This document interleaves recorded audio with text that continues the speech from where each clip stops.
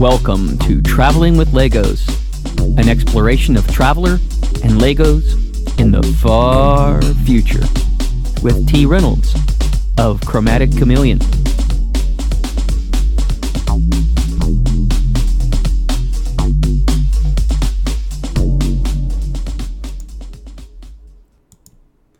Hi everyone, welcome to the second episode of Traveling with Legos. As many of you might know from last night's recording, we had a little bit of sound synchronization problem, so I decided to do an audio and a re-recording of it, not live. I've also decided to add a couple of things. For instance, what's new with me? Well, in Traveler World, I bought the Mongoose Travelers Spendward Marches campaign setting, which is pretty cool. My favorite subsector has always been the Five Sisters, so it's nice to have this for a new version of the rules. Speaking of which, today we're going to talk about playability. Playability is simply is defined as the ability to use or be played. We're going to talk about playability in terms of Traveler and in terms of Legos. If you look at the little Word document I put on the screen, you'll see that we have several different ways to play Traveler. First, through game mechanics. In Traveler in particular, you have 5 editions, so there's a lot of different ways to use game mechanics. Then in the setting, for Traveler, for the most part, it's the Third Imperium, and we'll talk about that. Then you have your scenario, which is your adventures and what people like to play. And then you have physical access. And that can be your maps and your miniatures. In my case, it's the Legos. So, there we go. Let's move on and talk about Traveler. As you can see on this addition to the screen, there are many different types of Traveler and editions. You have the first edition, which is the classic little black books. Most people consider it pretty simple and basic and easy to use. I've actually recently gone back and looked at the task system and found that it was actually pretty complicated until you actually played Traveler Adventure, in which it reduced it down to a very easy to use system. Then you got Mega Traveler, which was an attempt to bring a lot of different things into Traveler. Then you've got Traveler New Era, which was an attempt at reset of Traveler, moving it away from its standard setting. Then you've got Traveler 4th Edition, where Mark attempted to bring back some of the rules from Classic Traveler and introduce a new setting. Well, actually a new period in the setting. You got GURPS Traveler, which was pretty successful post-Traveler 4th Edition. That was enjoyable. It used GURP rules, so it got a lot of GURP fans in. And it used a basic Third Imperium setting, so it managed to get a lot of fans. Then you got the 5th Edition, which was the massive 600-page rulebook. It came with some controversy, which we can talk about. But it also didn't come with a setting, which was odd for most people. Then, of course, there's Mongoose Traveler, which is the newest. And it seems to be pretty popular. I've yet had a chance to play it. I've looked over the rules, particularly the task system. And like I said, I picked up the Spendward Marches, which is really, as I flipped through it earlier, was a nice introduction to the Third Imperium setting. So that's pretty cool. So let's move on and talk about these different editions and what they have going for them when it comes to playability. On the first column of this little shot, I've listed different game editions. Then we have the rule sets. Then we have the campaign. As you can see, Classic Traveler was considered simple and pretty flexible. A lot of people like it for that. When you look at the little black book task system, I found it interesting that every skill had a different task resolution mechanism. And that's actually pretty complex, because you really have to either know that or prepared to flip into your book and look up the skill every time you use it. Plus, you didn't have a lot of skills, and the rule said that you had to have the skills to perform that particular task. So you were limited in a lot of ways when it came to flexibility. So maybe there's actually a myth about its flexibility and its usage built up over the lifetime of Traveler. This is kind of solved with the campaign called Traveler Adventure. On page 28, it basically reset it to one task resolution for all tasks. And that made it a lot easier and allowed you to start negotiating actions that were not skill related. So that's pretty nice. Mega Traveler. I have rule standardization on that. What I mean by that is GDW had a whole lot of games at the time, including such things as Dark Conspiracy, Twilight 2000, its World War III game, and other things. And so they tried to make a house rules, and they tried to standardize all the rules across the board. Namely, they brought in a percentile system or a D100 system to try to make this a little more modern as a rule setting. It was liked well enough, but there was some rejection of it from the old guard who really, was like, this isn't the Traveler I play. So, but that's always standard when you do edition changes. Traveler New Era, I say it's complex rules because they expanded on some trends that started in Mega Traveler and really came into their own during the Traveler New Age era, and that's the builder systems, building guns, building starships out to like the controls and sensor level, vehicles, both land and air and sea and space. So it had a lot of maker systems involved in it. So the rules got really complex, and you had to start bringing out the calculator again. T4 was an attempt to bring it back to Classic Traveler. There was still some changes that were kind of rejected. This is really the first time I started playing Traveler with a lot of people and getting involved in the Traveler community. And, if you were on the Traveler mailing list at this time, there was a lot of arguments about the 4th edition of Traveler and how good the rules were. So it was an interesting time period to play in.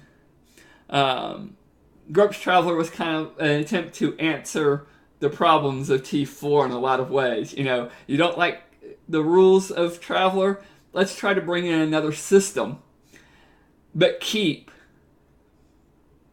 the setting, and that really is important. We'll talk about that when we go over to the next column. T5.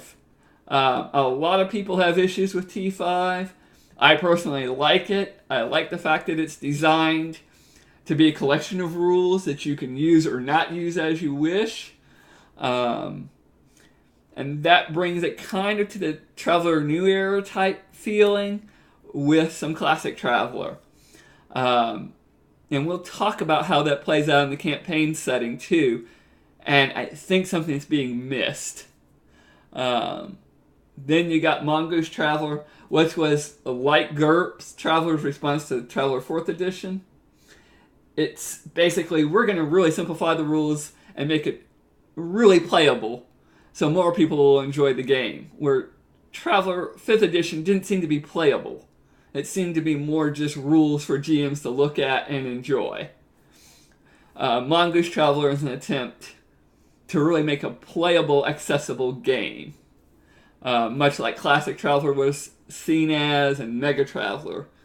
So let's talk about another way to play or access a game. And this is true of not just Traveler, but any role-playing game. And that's your campaign setting. First, Classic Traveler introduced the Third Imperium, which was a frontier setting on the verge of war. As it grew and grew, that's what we got. and people ate this up. Being on the frontier were independence and fighting either as the good guy or the anti-hero was perfect during the time period of Star Wars. And, what else do you want in a science fiction setting? Okay? Then we get the setting of Mega Traveler, which said, okay, you had a massive war, the Fifth Frontier War. Things change. And they introduced the idea of a civil war within the Imperium because, studying Roman history or any history, you always know empires fall and collapse in on themselves and you get civil war. And so they attempted to introduce the idea of internal conflict instead of external conflict into the game and make you choose sides and have a chance to restart the Imperium instead of having a massive Imperium, now you've got different duchies and, makes it a little bit, how would I put it, dispersed and allowing games to be played out different ways.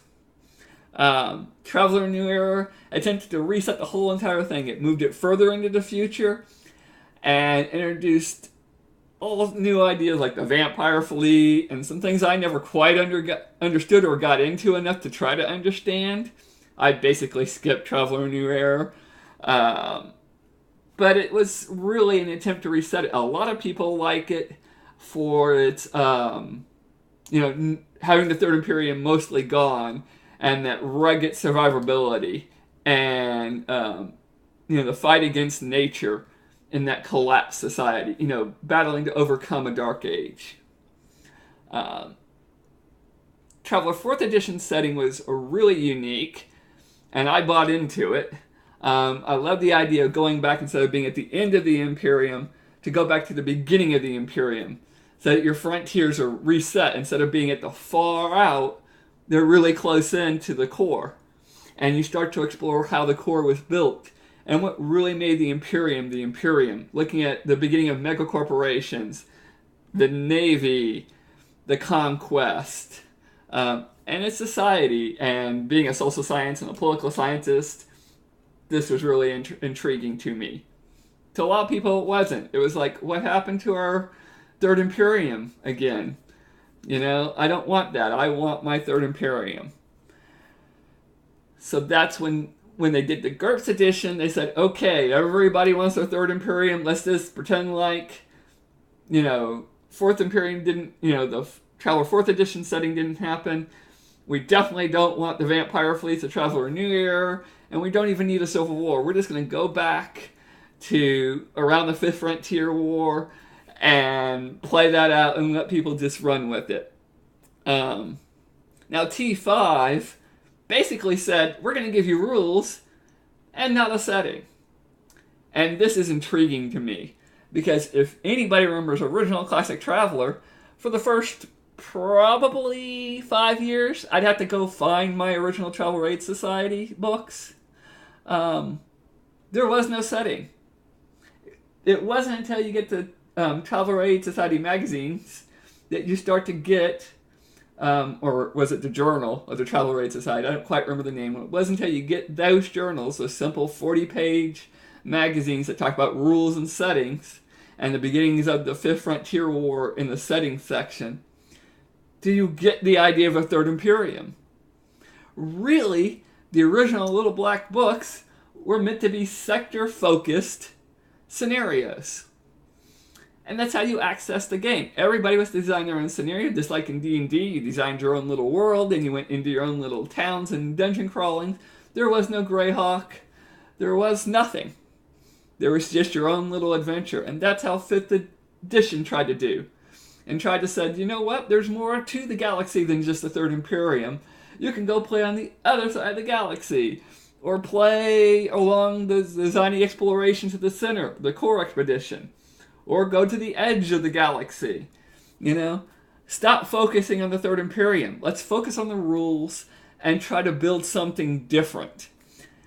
Unfortunately, people rejected that, I think. Most people wanted, again, that setting. And that, I think, is really what we begin to learn.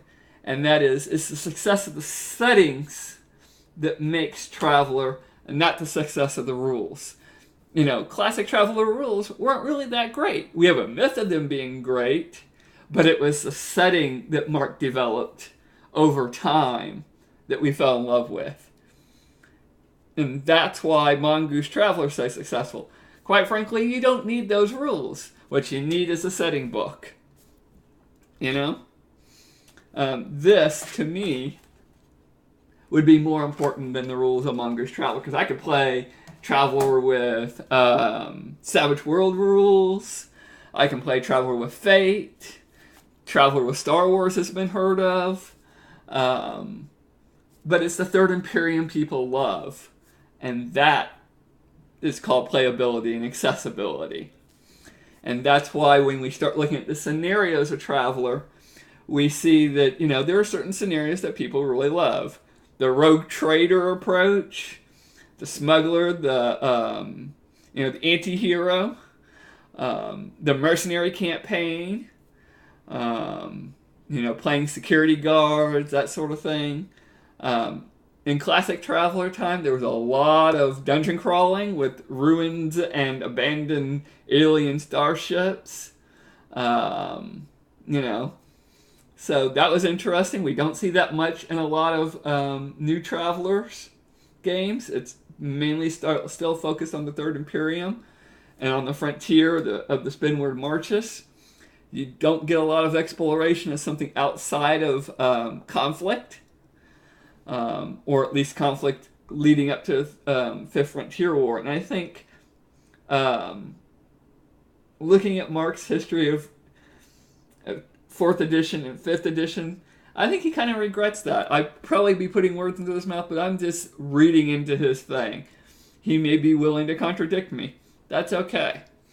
But I think exploring the Traveler universe could be interesting if we step back from at least the Fifth Frontier setting, if not the Third Imperium, and use the rules to really design our own campaign setting.